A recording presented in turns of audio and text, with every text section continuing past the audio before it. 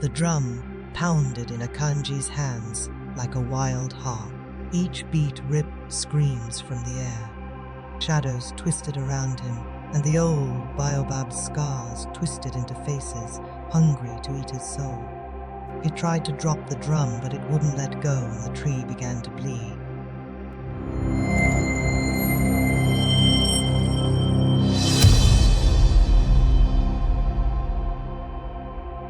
The village of silent nights. The village was called Kurupemba-the Place of Whispers, tucked between foggy hills that choked the sun. The villagers followed one rule: no drums after dark. Elders warned of the Judgment Baobab, a twisted tree rooted in cursed earth, its branches heavy with hanged men. The dead don't rest, they said.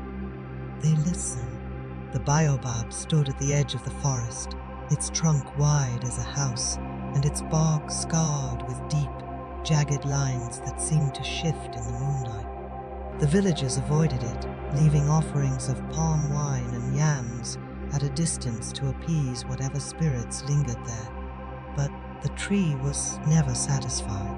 It craved more than offerings, it craved life. 18-year-old Akanji, whose hands buzzed with rhythms only he felt, had always been drawn to the baobab. He'd heard the stories, of course. How the tree had once been a gallows, how it had swallowed the lives of those who dared to carve its wood. But Akanji was different. He was a drummer, and the rhythms in his head were too loud to ignore. One night, under a moonless sky, Akanji sneaked into the forest. He carried a drum he'd made himself, its body carved from the baobab's wood, and its skin stretched from the hide of a goat's, sacrificed at the tree's root. The tree had wept sticky, amber tears when he cut into it, but Akanji had ignored the warning. The first beat. At first, the drum obeyed.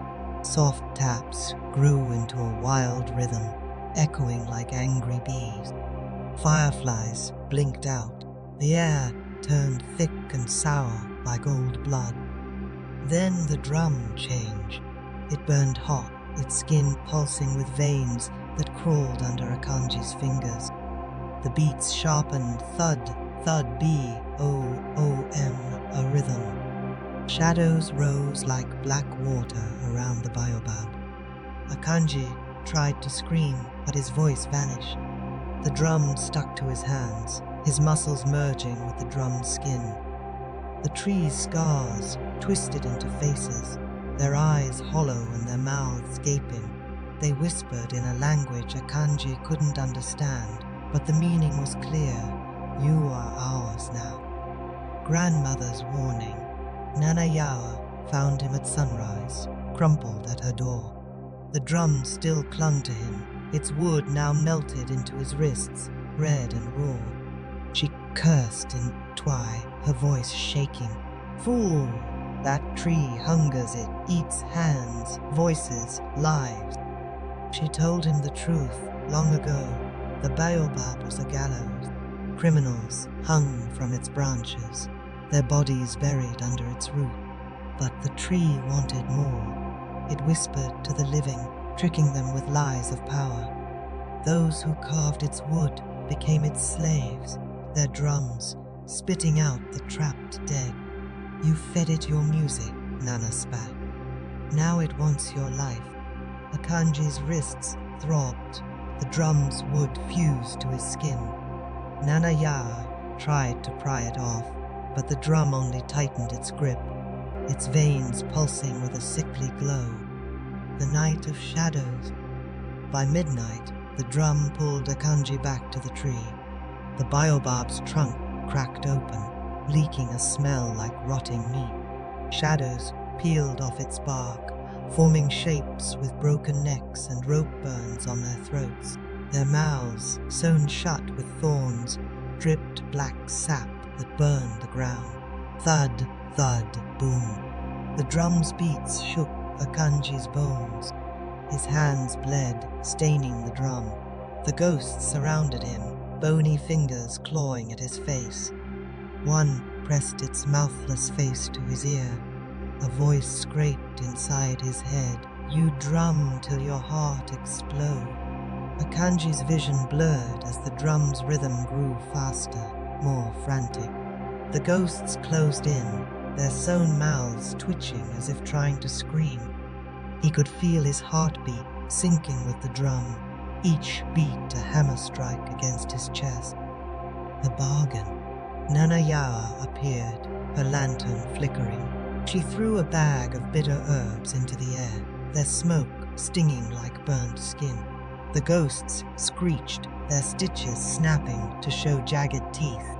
"Smash it," Nana shouted, "before it kills you." Akanji hurled the drum at the baobab. The wood shattered, unleashing a scream that cracked the sky. Ghosts turned to ash, but one clawed his throat, leaving cuts that oozed black. The tree shook, its insides exploding with worms and rot. The lesson in the scar. The villagers burned the baobab's remains, but its roots stayed, snakes under the soil. Akanji's scars never faded. Storms made them burn, and in the quiet after thunder, he heard the drum's ghostly beat, a warning. Nana Yawa died a year later, her body curled around an empty drum. Now when the moon vanishes, villagers lock their doors. They say the Judgment Baobab grows again in the forest's heart, its branches hung with drums instead of bodies. And if you wander too near, you'll hear them countless hands pounding in the dark, begging to be free. The return. Years pass, and Akanji got older, but the scars on his wrists never healed. They throbbed in the rain, and sometimes, in the dead of night, he would wake to the sound of distant drumming. The villagers avoided him, whispering that he carried the baobab's curse. One stormy night, as thunder shook the hills, Akanji heard it again, the drumming. It was louder this time, more insistent. He tried to ignore it, but the rhythm pulled at him, dragging him out of his hut and into the forest. The baobab stood where it had always been, its trunk whole and unbroken. Drums hung from its branches, their skin stretched tight and glistening like wet flesh. Shadows moved beneath the bark, their hollow eyes watching him. Akanji's scars burned as the drumming grew louder. He tried to turn away, but his feet moved on their own, carrying him closer to the tree. The drums began to fall, one by one, landing at his feet.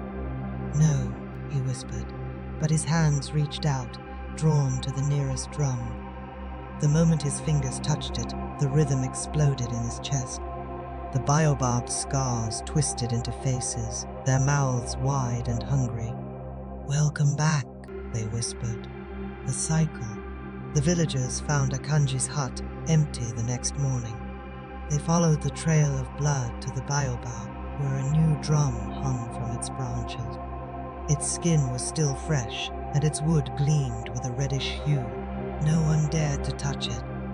But that night, as the moon vanished behind the hills, the drumming began again. The legacy.